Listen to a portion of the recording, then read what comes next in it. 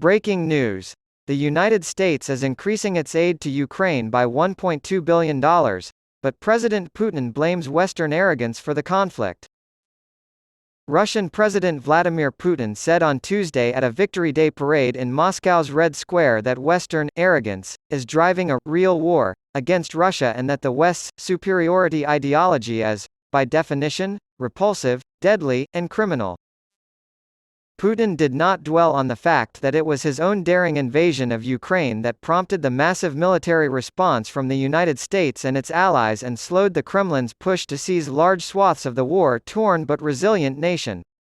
With today's $1.2 billion aid package, the United States has given Ukraine a total of about $37 billion in military aid since Russia's invasion in February 2022.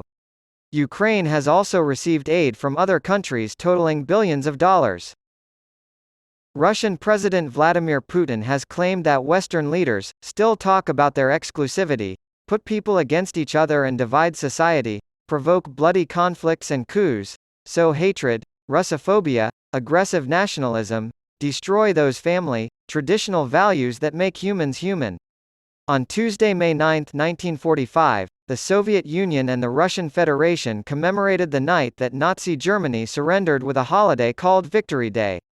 St. Petersburg, Russia's second-largest city, also hosted a large-scale parade, but many smaller celebrations across the country were called off.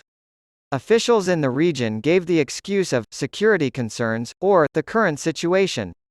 In a meeting with Ukraine's President Volodymyr Zelensky, European Commission President Ursula von der Leyen called Kyiv the beating heart of European values.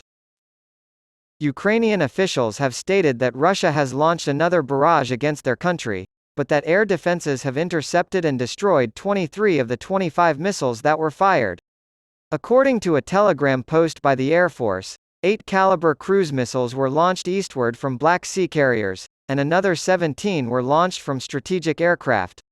Orders to contractors for critical near-term capabilities, such as air defense systems and 155 mm artillery rounds, were part of the $1.2 billion military aid package for Ukraine that was announced by the Pentagon on Tuesday. Hawk air defense systems, air defense munitions, and air defense drones will be funded by the Assistance Initiative.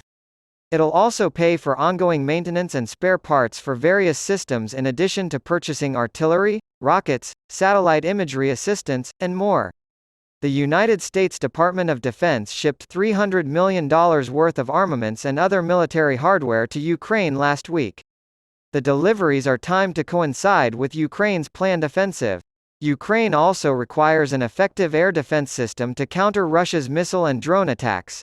It's a foregone conclusion that the United States and Russia will never be allies, and that the only way to convince the United States that it's right is to convince Russia that it's right, and that the only way to convince Russia that it's right is to convince the Russians that it's right. The Russian invasion, he said, was an obvious violation of international norms.